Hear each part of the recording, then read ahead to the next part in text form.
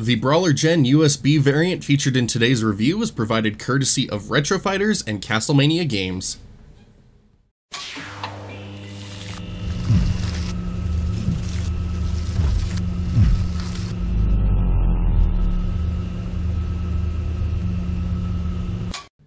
Fresh off the success of the Brawler 64 and its colorful variations, Retro Fighters has shifted its focus to the Sega Genesis and the Sega Saturn. Dubbed the BrawlerGEN, this modern take on the classic Sega controller looks to combine function with great ergonomics. The BrawlerGEN is intended to be usable on both a Sega Genesis and Saturn when they come out later this year. If this sounds interesting to you, there happens to be another version of the BrawlerGEN that is available now for PC, Mac, Nintendo Switch, and the Sega Genesis Mini. Thanks to Retro Fighters and Castlemania games, I was able to put this version of the BrawlerGEN through its paces. The first thing you will notice when you get your BrawlerGEN is the larger-than-life image of the controller proudly displayed in all of its glossy glory. The BrawlerGEN naming is displayed largely beneath the controller and displays that this is the USB variant. Above the controller, we have the list of compatible consoles, with the Genesis Mini taking the prominent position. The Retro Fighters logo is also on display here, as well as on the top and right side of the box. Along the left side of the box is another wonderful depiction of the BrawlerGEN, accompanied once again by name and system compatibility. On the back is a great description of the BrawlerGEN controller, along with a number of bullet points that I'll be covering throughout this review. Upon opening the box, I was able to get my first view of the BrawlerGEN and its plastic housing. The controller cord wraps around to the bottom side for storage. There is one additional surprise hidden back with the cord, and it is a nice Retro Fighters keychain. It is a good sized keychain, so a good display item for those of you that are into that. The last item included in the box is a handy user manual that includes documentation on button mappings for the various compatible consoles. A few button combos that can change up functions on the controller are also detailed and have come in quite handy. There is also a listing for PS3 functionality that hasn't been noted up to this point. The rest of the user manual has info about Retro Fighters and a nice thank you for customers. The BrawlerGEN features the same totally recognizable Retro Fighters design found on the Brawler 64. The controller is wide and features two handles to help with its mission of ergonomic design, and yes, this controller feels good to hold. When I first picked up the BrawlerGEN, I really liked how it felt in my hands. There are raised areas of plastic on the back just below the shoulder buttons that feel really nice to press my knuckles up against and help prevent slipping. Thanks to the lengths of the handle, I'm also able to get a grip with each of my fingers, which is always a plus in my mind. Reaching inputs is also very easy, and everything was spaced out nicely. On the face of the BrawlerGEN are the traditional 6 buttons found on a Sega Saturn/Genesis 6-button controller, a rocker-style D-pad, start and mode buttons, and finally a thumbstick. There are 2 shoulder buttons up top as well. I am really happy that Retro Fighters designed the areas around the face buttons and D-pad like those found on an official Sega 6-button controller. The buttons themselves are also very similar, but are missing the traditional bumps found on the B and Y buttons to let you know where your thumb is resting. Buttons themselves have a nice click to them and feel very satisfying to press. Likewise, the D-pad feels good to roll around. I love rocker-style D-pads. Start and mode have a softer feel to them, which I'm a fan of since they aren't going to be constantly used and don't need as much tactile feedback. I also like that they have the name of the button engraved into the plastic rather than a flat matte printing. The thumbstick features the same cap as those found on an Xbox One controller and feels great in use here. One area I think anyone who has used the Brawler 64 will be happy to see improved is the shoulder buttons. I didn't mind the shoulder buttons on the Brawler 64, but those on the BrawlerGEN are so much better and don't feel as loose. They also just feel more satisfying to use. The BrawlerGEN also uses a 10-foot cord, which makes me happy. It is also a welcomed improvement over the 6-foot cord on my Gen 1 Brawler 64s.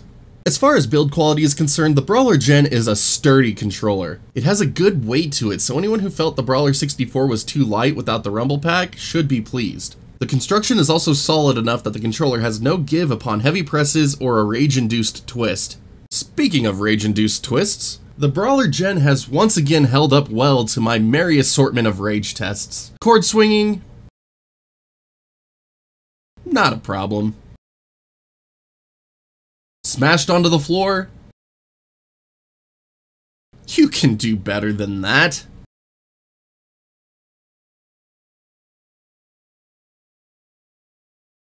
Physical abuse?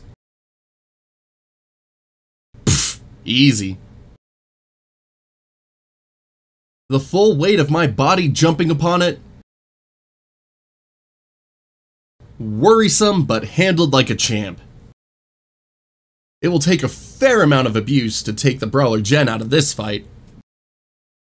There is a lot you could do with the BrawlerGEN, which I love. It is indeed compatible with a number of different systems, and I was able to test it on PC, Switch, PS3, and Genesis Mini. Considering the big bold text on the front of the box listed the Genesis Mini first, it seems only appropriate to start there. Now I want to get this out in the open quickly. I am not a big fan of the original 3-button Genesis controller. I know only 2 games on the Genesis Mini can even make use of a 6-button controller, but that has always been my preferred button and controller setup. The BrawlerGEN again features 6 buttons, making it compatible with every game on the Genesis Mini, and its modern design makes it the most comfortable Genesis controller to date for me. Quite a perfect combo for digging into some games. The first thing I want to point out is that the BrawlerGEN felt very responsive. I was able to beat Sonic without a hitch and even beat Contra Hardcore and Castlemania Bloodlines for the first time ever. The D-pad worked great for games, and I found it to be precise in games like Tetris. There is one thing I want to mention about the D-pad though, because it was something that I had trouble with for a bit. When I would play Street Fighter 2, I would get a few instances of an up misread when trying to do combos.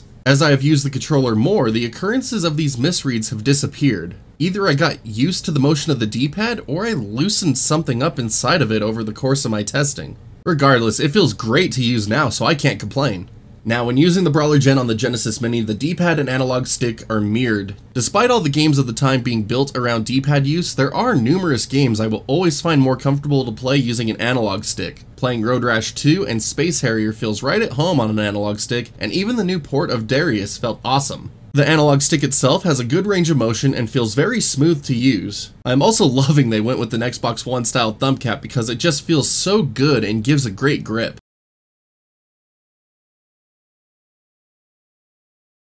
Moving on to the Switch, the BrawlerGEN's usage becomes much more selective. Games that don't make use of a second analog stick, or ones that make little use of one, are well suited to the BrawlerGEN. I had an especially fun time using it with the SNES games in the same manner as the Genesis Mini. Star Fox was yet another game that just feels awesome to me with an analog stick. The Mega Man X Legacy Collection was another game that I found thoroughly enjoyable to play using the controller. By default, the BrawlerGEN buttons are mapped to match up to the names of the Switch buttons, but not the placement. This is great for players who look at the names of their buttons as they play like younger kids or new players. With a simple combo of the D-pad down and the start button for 5 seconds, you can swap the buttons to match those of an official Nintendo controller, which will always be my preferred when using a Nintendo system. With the buttons swapped, games play more as intended and makes games without customizable button mappings feel right to play again. There's one more combo that many of you out there might find interesting, and that is swapping the D-pad for its normal D-pad functionality to that of the right analog stick. If you want that feeling of trying to play first-person shooters like you were on a PSP, this is the option for you.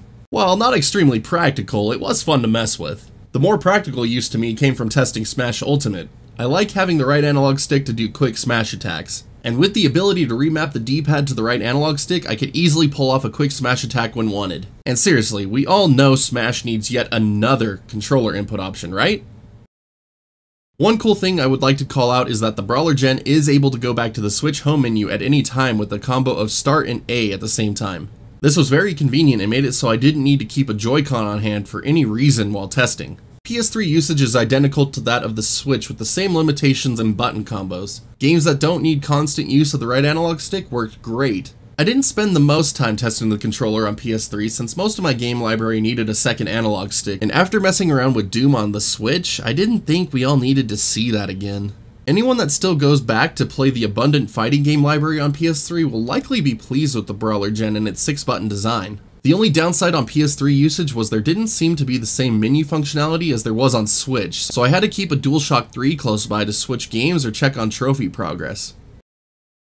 PC usage is probably where I found the most use for the BrawlerGEN. By default, the controller connects using the direct input standard, which allows for compatibility with a wide variety of older games and even computer systems. Yes, it can even hook up to my Pentium 3 without an issue. For this era of gaming, the BrawlerGEN is perfect, as a second analog stick wasn't even thought of yet. My next main use of the BrawlerGEN was in Emulation, and the very first game I even tested with the controller was Star Wars Rogue Squadron 2. Emulation has allowed me to test the BrawlerGEN in a wide variety of games built around its particular qualities. N64 gaming was especially fun, as all the required buttons needed for the system were present. Though I did map the L button functionality to the mode button. The BrawlerGEN was built to be a Sega Genesis and Saturn controller when its real console version launches. Thanks to emulation, we can also get an awesome preview of how it will handle, and I am a fan so far. We can also get a small hint at how the upcoming Retro Fighters Dreamcast controller might handle as well. Now, that isn't to say the BrawlerGEN is only good for old games, but it will have the same limitations as using it on the Switch and PS3. Fighting games were once again a strong suit for the controller with its 6-button layout. An extra button combo is available when using the BrawlerGEN on PC to switch the controller into X input mode, extending compatibility into a number of modern games. If you really wanted to, you could use this X input functionality to once again extend the BrawlerGEN's compatibility to Xbox One through the use of the Xbox app on Windows 10. Again, use is going to have some limitations, but it is still cool nonetheless. Now, the BrawlerGEN is a really solid controller for what it can work for, but again, this isn't meant to be used for all games. That being said, the initial bit of trouble the D-pad gave me before it worked right is a bit concerning to me. Mine did stop giving issues quickly, but will that always be the case? Will others even have that issue in the first place? I don't know, so I feel the need to once again point out it was something that troubled me in the early hours of my testing.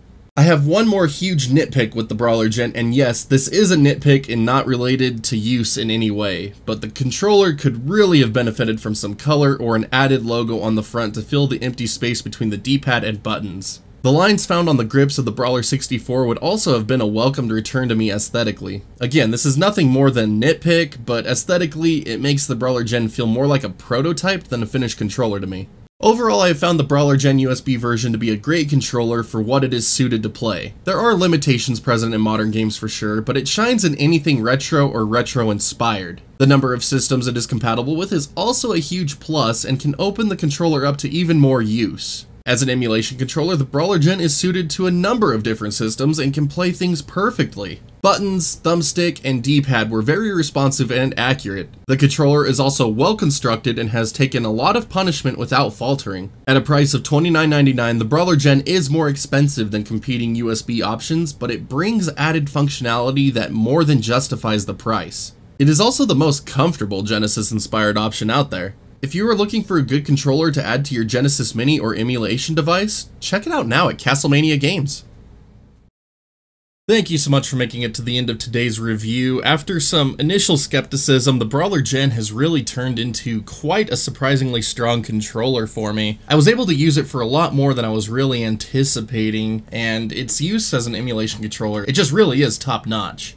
Now, there are other uses for this controller out there if you have devices like the Mister. I don't happen to have such a device, so I wasn't able to test it on that, but I would love to hear from you guys what you plan on using this controller for, so leave a comment down below, let me know. And thank you again for watching. If you haven't already, make sure you hit that subscribe button, as well as that like or dislike button, just depending how much you like today's video. If you'd like to further help support the channel, you can click that join button right here on YouTube. And a big shout out to Zachary for being our first YouTube join button member thingy. I liked it better when they called it sponsor. Or if you'd rather, you can check out my Patreon by clicking the link in the bottom right hand of the video. As always, I am just grateful for your consideration. Thank you all so much for your continued support and helping this channel grow. I can't seriously thank you enough for that.